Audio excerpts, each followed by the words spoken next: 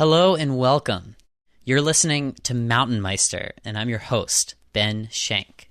On January 31st, the American Alpine Club had their annual benefit dinner, their largest and most anticipated event of the year. This time, the gathering was in New York City, and climbing legends from all over the country and even the world were in attendance. During the day, the club hosted 3 presentations from renowned climbers.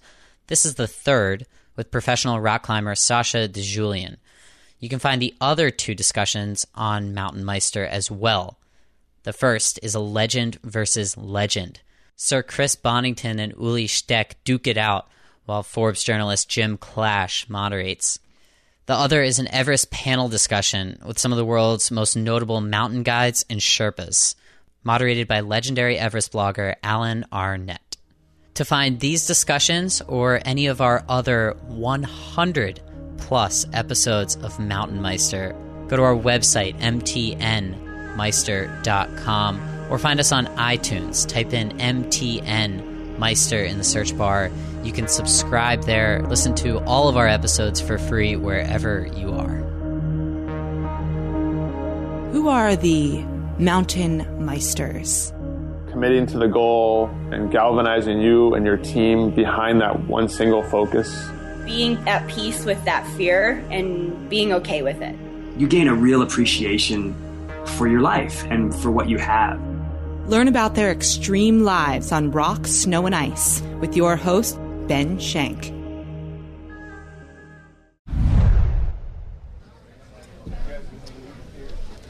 We have heard earlier today, Uli Steck asked, was he capable of climbing at this extremely high standard that we saw on the Dawn Wall a couple of weeks ago?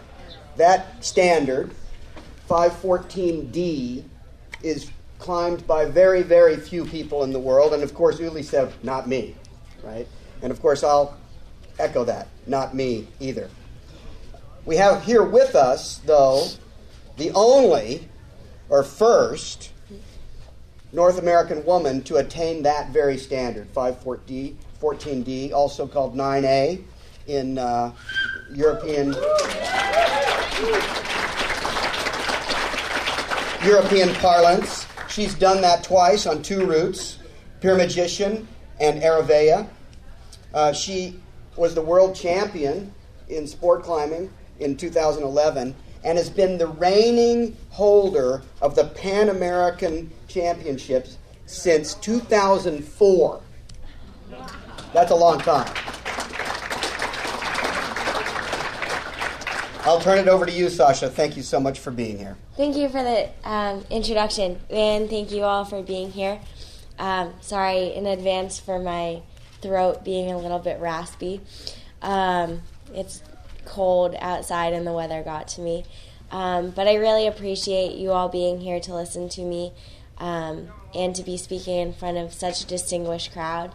I began climbing when I was 6 after my brother, pictured here, he had a birthday party at a local climbing gym. And at the time, I didn't even know that climbing was really a sport. It was just something that was a hobby that I really enjoyed doing. I joined the local junior teams program, which met about every Wednesday and Saturday. And it was a team of kids from the tri-state area, and we'd all climb together in the gym, which was near my house. And that's really how I started. Then about a year into it, of going to the gym about once a week, I walked in one Saturday morning and the gym was holding a youth regional championship. And so the gym was buzzing with kids from the tri-state area, all gathered to compete in this competition. And this, I literally was stumbling upon the competitive aspect of the sport. And the organizers spoke with my mom, who's here today, and they said that I could compete, but I couldn't go on to do the national championships because I hadn't done any of the youth qualifying rounds. So that was fine with me. I just really wanted to climb that Saturday morning. And so I competed, and I was in the 11 and under category, and I won my category. So I was kind of, that was a catalyst for me looking into what the competitive aspect of the sport was. I started training with a local coach who was recently arrived from Romania, who used to be a competitive climber himself, Claudio Vidulescu. And I started doing the youth series of competitions. So that was local competitions through USA Climbing, which was the organizing body, and qualified for youth regionals, youth divisionals, youth nationals, and then I could compete for the U.S. team. And this was all when I was about 8. So things were moving pretty quick. I never really had a moment where it was like, I'm going to be a professional climber.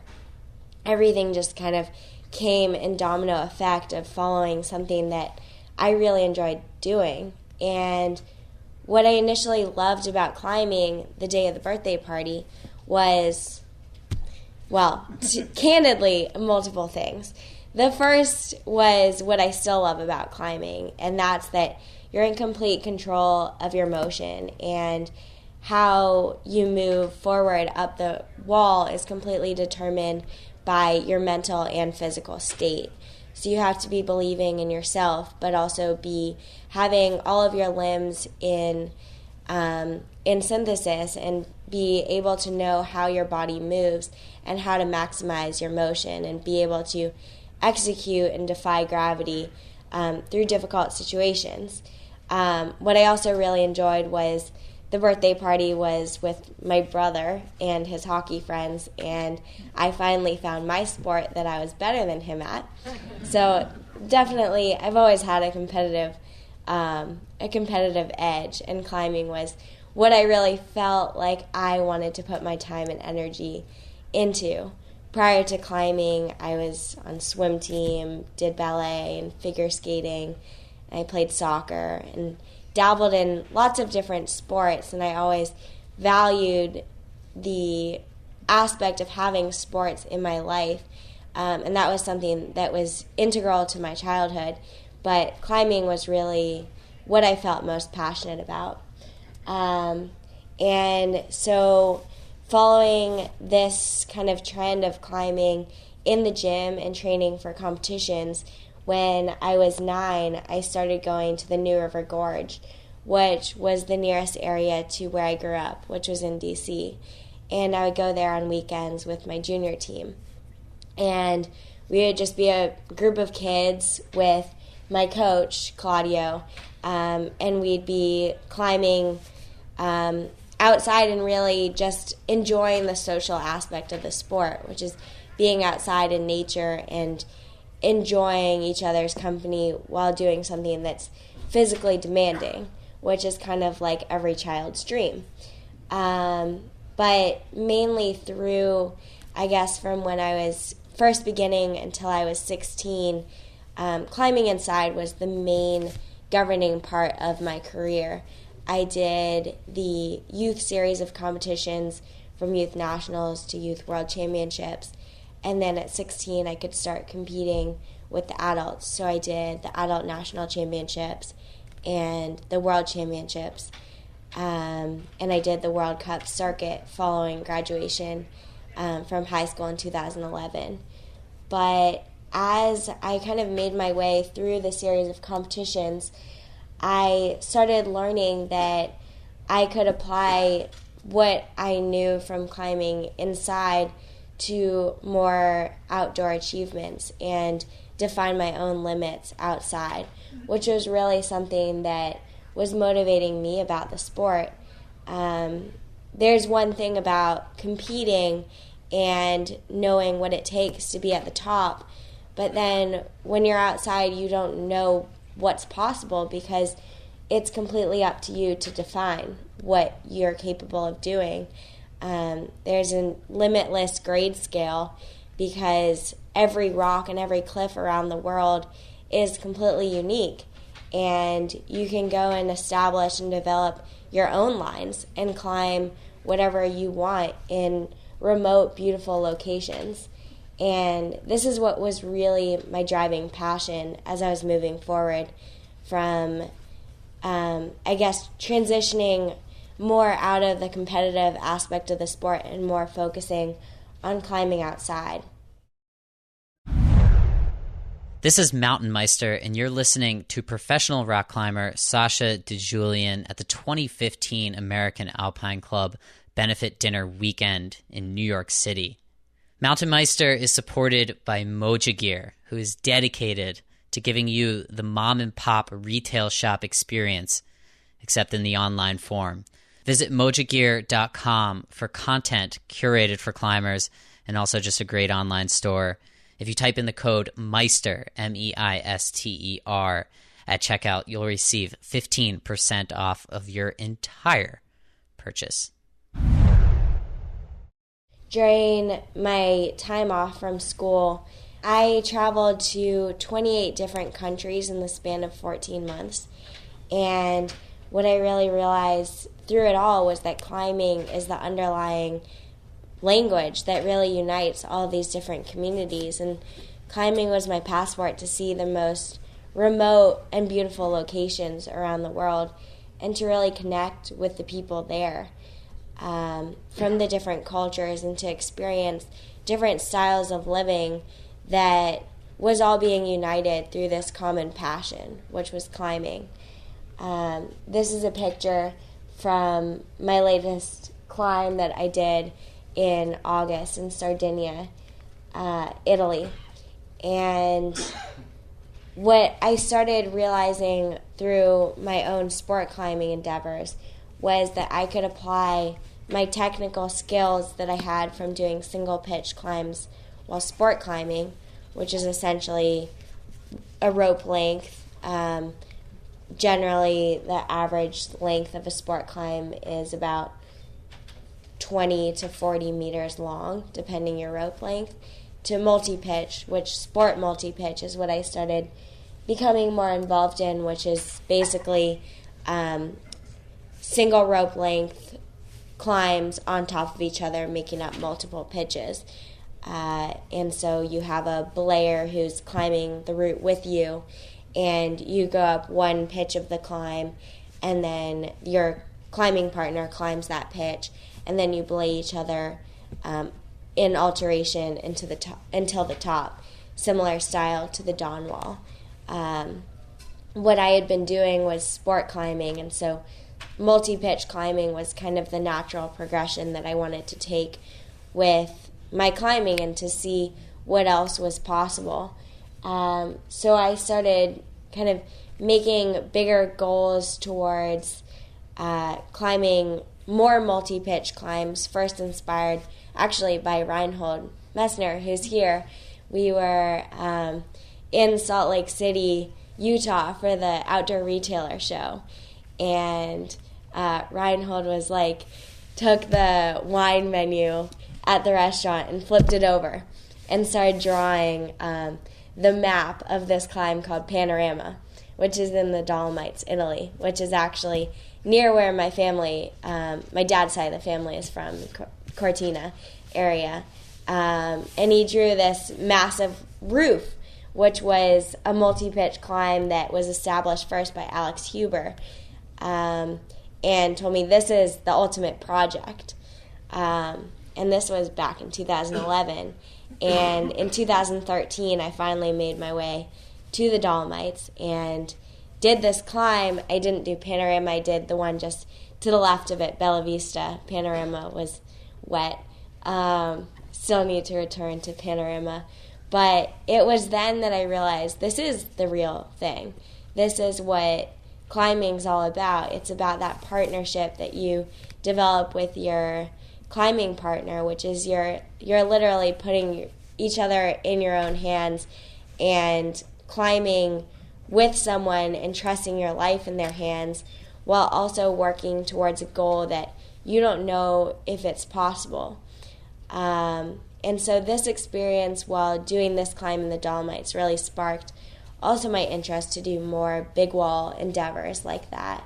So this last summer, I went on another multi-pitch adventure in Sardinia, Italy, to a climb that had been first established in 2002 and by Danny Andrada, a famous Spanish climber, and had gone unrepeated and was kind of needed some new bolts and needed to be rediscovered.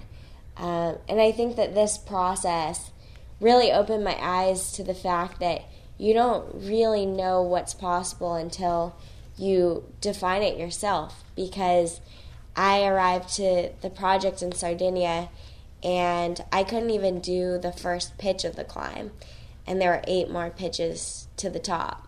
The first pitch was a 513D, but it was on the climbing scale. The climbing scale is really subjective because it depends on your skill set. It depends on the quality of rock that you're used to climbing on. I'm 5'2", so when there are big reaches in between the holds, it can be more challenging.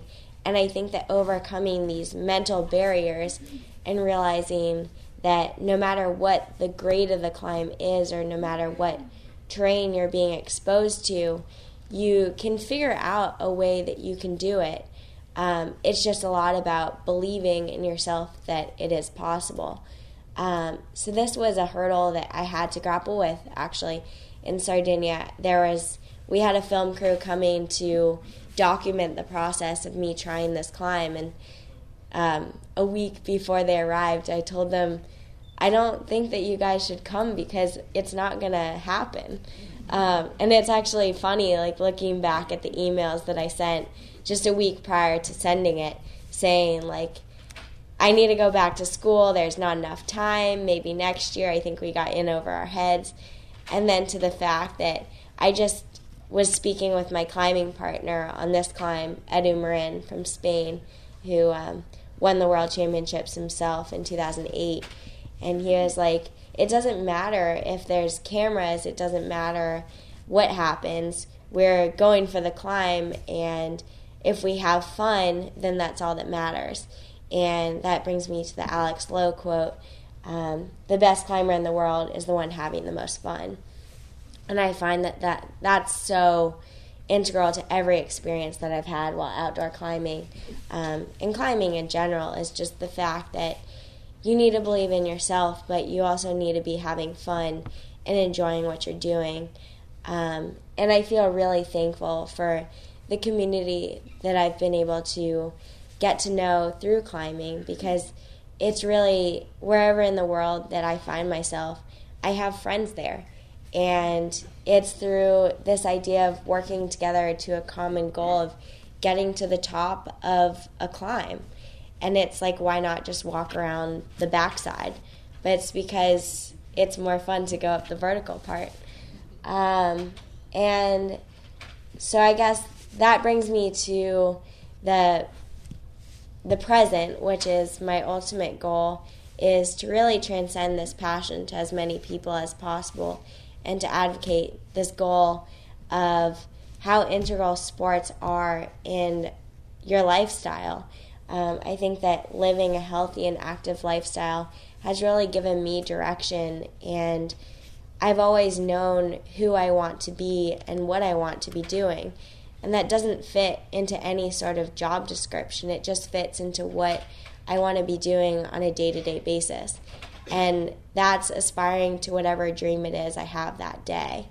But also knowing who I am through having felt the joys of success and what hard work really leads to.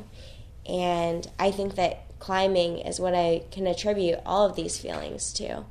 And I'd like to spread that transformative vessel that climbing is to as many people and as great of an audience as possible. Also, the idea of protecting our outdoors and leading a life that's sustainable is really important in my values. So I think that the American Alpine Club is really doing a great job in that and preserving our nature's playground. So I really feel honored in speaking with you guys and being a part of this organization. Now, that's my story. So I figured, since this is a panel, I would open it up to Q&A so that if you have any questions for me, I'm here to answer them. Before we get to the Q&A, a couple of quick things. First of all, if you've enjoyed listening to Sasha thus far, you can have a lot more of her. We had her on for her own MTNmeister episode. It's number 89. You can find that on our website, MTNmeister.com, or find it on iTunes. It'll be there. We talked about her strategies for tending her pumpkin patch, and to find out what that means, you're going to have to go listen to the episode. If you don't like what Sasha has to say, we have over 100 other episodes in our library. And if you don't like me, well, then you're out of luck. Now, for this Q&A, it's going to be a little difficult to hear the audience's questions because Sasha was the only one with the microphone. So I'm just going to talk over that person and narrate the question for you. This guy wants to know what Sasha is studying at Columbia. I am studying nonfiction writing and business. Where would you like to go with that? Directly after graduating, I would like to focus on professionally climbing, and I'd also like to start writing a book, not because I think that my life is at any end point, but I think that it's important to start getting your story out there, and eventually I'd also like to work in the sports marketing industry, whether that's starting to work with a company that I've been working with, like Adidas, or developing what I know already in the industry and kind of paving my own path. It's kind of a wide web of interest that I need to find some sort of linearity to. We saw in the past month that you were doing some ice climbing with Will Mayo. Yeah. And it seems cool. You're doing something different. Can you talk about your motivations behind that? Yeah. Every December, I always have an off season, which normally I'm skiing. And this winter was a little bit different. I decided to go and learn how to ice climb because I think that, one, mixed climbing is something that I've always wanted to do, since some of my friends just told me about it, and I've watched some videos of the mixed climbing World Cups and thought, hey, that looks really interesting and fun and different. But also because I think that differentiation is really important in progression, and unless you mix things up, then you're really inhibiting your ability to grow in all aspects of the sport. And climbing has such a wide umbrella of different aspects to it. There's bouldering and sport climbing and multi-pitch climbing, but then there's also mountaineering and alpine climbing. And honestly, I'd like to explore all avenues of the sport. And I have had such a limited experience just starting as an indoor climber and doing single-pitch climbs to then going and doing multi-pitch climbs to then be able to enter ice climbing where I'm a complete beginner again. It was really fun. And it was really eye-opening to see that you can climb frozen water, which was pretty cool. But also just to feel like you have this whole new frontier of climbing that's possible, and learning how to use ice tools and learning how to dry tool and rock. Kind of open this whole new frontier of what's possible, because you could come across a blank horizontal roof, but if you have tools, then maybe you could dry tool out of it. And maybe if you're climbing and you come across a waterfall that's frozen, now I know how to climb that. So it was fun. You made the transition from gym climbing to outdoor climbing, and there are a lot of people climbing in the gyms. Not everybody can make that transition from inside to outside, or some maybe aren't interested in it. What motivated you to go outside? Yeah. I think because I started at a young age going outside, what really motivated me, what I really enjoyed the most being outside, was just being in nature and being with friends, and it was this social environment that was like, I'm climbing, but I'm also just like having a sandwich and laughing with friends and enjoying it. I think that what's driving climbing culture right now, especially in urban areas, is the gym culture. And people, if you go into any gym in Manhattan, there's, I believe, 6 of them already. They're packed. And climbing is kind of like the new hip workout.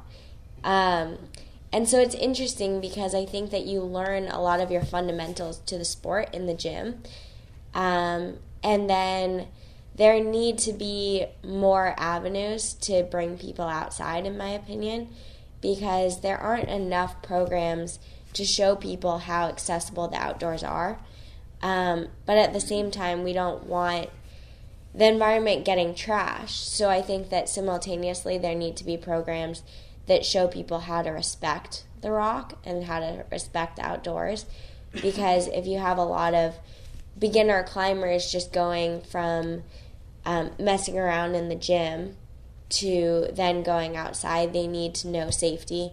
They need to know the proper treatment of gear. They need to know the proper leave no trace agenda that you need to be practicing outside.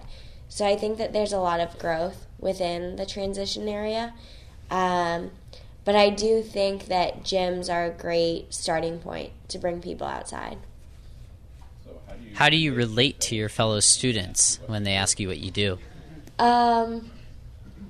Well, what's great about being at Columbia is that everyone kind of has a special thing that they're interested and passionate about. And I find that social media has been a really big driving force in my career, at least translating it to a broader audience. Because when I was growing up and at my middle school, I would go off on these adventures in the weekend, and no one would have any sort of visual representation of what I was doing. But now I'll share a picture on Instagram, and instantly my friends in the city can see exactly what I'm doing. So I think that that's been really cool to translate these remote locations outdoors to a more urban environment. So I guess it's mainly through social media pages that I share my experiences. Do they understand the extraordinary nature of what you do? I have no idea. That's something more for them. But I do know that every single one of my friends that I've taken climbing has fallen in love with the sport. And yeah, I've had a lot of friends join the climbing gyms because they've just been like, this is way more fun than running on a treadmill. And I'm like, well, a lot of things are, but I think it's a great means for exercise, but also it's a great social community. And climbing's innately like a social sport, and gyms really facilitate that process. But I think the step that climbing needs to bridge is really, how do you take people from the indoors and bring them outside? And I think that through programs like weekend trips and showing people that, sure, it looks extreme, but you can do it too, because it's not actually as extreme as it looks in a lot of scenarios, is the message that needs to be told as well. And I like to be a part of telling that message, because climbing is an incredibly safe sport if you do it correctly and you use your gear properly. You can go outside, and there are places like the Red River Gorge, which are like outdoor gyms. I mean, people just need to know how to use the belay device, need to know how to lead climb.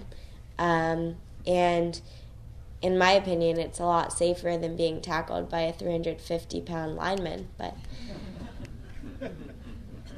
yeah. You just mentioned the leave no trace ethics, and I'm not sure if you were here for the previous panel discussion on Everest, but I wonder if you have an opinion, and if you do, if you'd like to share it, on mountaineering and some of the issues that were discussed there. Yeah. I was here for the previous panel, but just for the tail end. I would love to do some mountaineering, in my personal opinion, when I look at the massive groups that are doing mountains like Everest, I think it's a little bit of a shame that the mountain is getting so overcrowded. I know that personally, were I to ever want to do a mountain like Everest, I would aspire to the ways that people like Reinhold Messner have done it, which is without supplemental oxygen and really carrying my own stuff. I know that everyone has dreams of doing mountains that maybe they need aid with. But I do think that when I've seen pictures of like honestly, the North Face team expedition up Everest was a little weird to me because it looks like the Times Square subway line where it's so crowded and people are passing each other on the mountain. I don't think that that's really safe nor genuine to the mountain experience, but that's my opinion. Yeah. Ice tools have evolved and improved a great deal over 20 years, and now mixed climbing, and then you mentioned dry tooling. Yeah. I wonder in 10 years what rock routes are going to be done with dry tools, maybe modified for rock. Yeah, well, honestly, you could dry tool like 15, on the European grade scale, like 518. You could dry tool things that just aren't seemingly possible to sport climb, which is so neat about dry tooling because you can put your mixed tools into little tiny crevices in the rock and then leverage yourself off of them. And what you're holding on to is a really great hold because it's the tool. What your axe is into isn't necessarily very great, but as long as you keep your body completely silent on the tool, then you can really navigate up seemingly impossible surfaces. So that was pretty neat. I think that there's definitely a distinction between what you can rock climb and what you can mix climb, because if people were mix climbing on what people were rock climbing on, then the rock surface would be ruined. People generally dry tool in specified areas because there's a route in Spain called La Rambla, which is a famous 515A. And I was joking with some of my friends because it would be the easiest mixed climb ever because it's a whole crack going up that's really hard to climb if you're just using your bare hands. But with ice tools, it'd be really easy. But I would never do that because it ruins the surface. Yeah. Back when I started climbing in the late 50s and early 60s, it was commonly thought that women, because of their different body types, could not do difficult rock climbs. Lynn Hill put that to rest, but what is your opinion of that? Is it a combination of physical training or mental or one of the other? I think that there, for a while, was, after Lynn Hill's reign, there was a big discrepancy between what men were achieving and what women were achieving. And I think what caused that a lot was women just weren't out there trying what men were trying. And commonly, if you go out to an outdoor area, it's the women belaying their boyfriends on what's hard and then trying their side projects. And I think, one, it's the tenacity that women need to have to go after and try what's seemingly really difficult for them.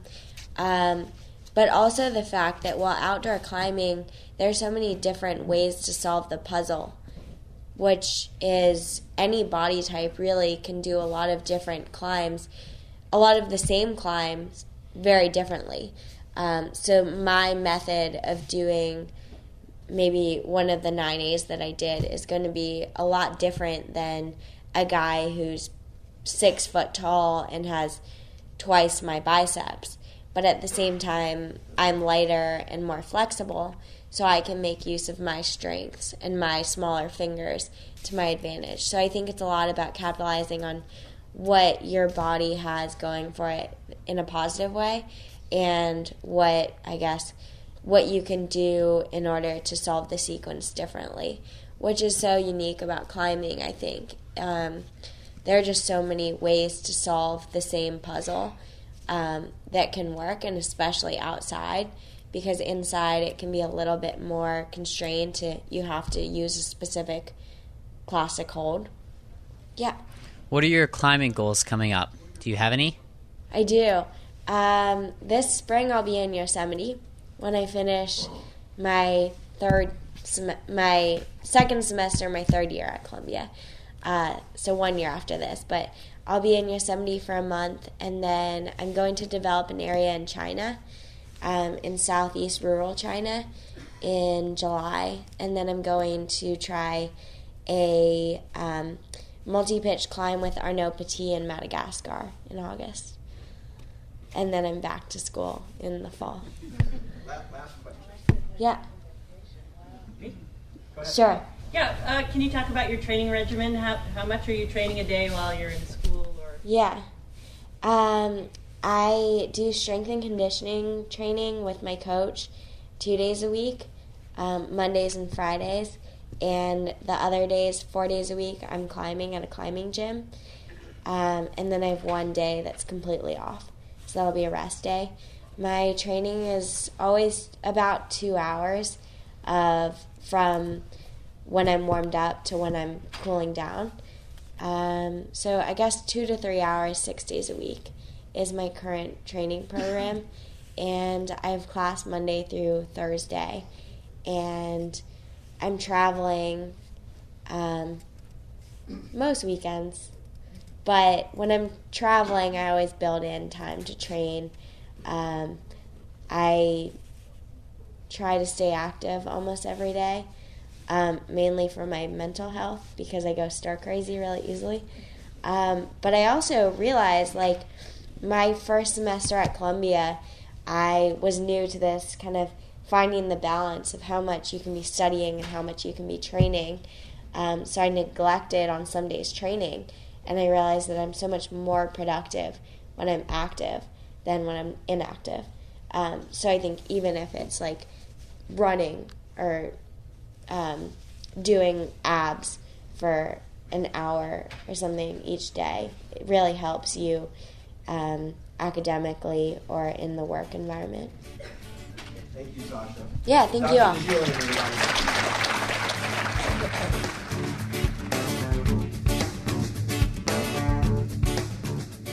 Hello, everyone. I hope you enjoyed that talk from the 2015 American Alpine Club benefit dinner weekend with Sasha DiGiulian, world champ, national champ, and perhaps most impressive, MTNmeister number 89. Listen to her episode at our website, MTNmeister.com, or iTunes. You can listen to all of our episodes in those places as well. Don't forget, you get 15% off of everything at Mojo Gear's online store, mojogear.com. Type in the code Meister at checkout. Thanks for tuning in. As usual, enjoy doing the rest of whatever you do when you listen to this podcast. Until next time, I am your host,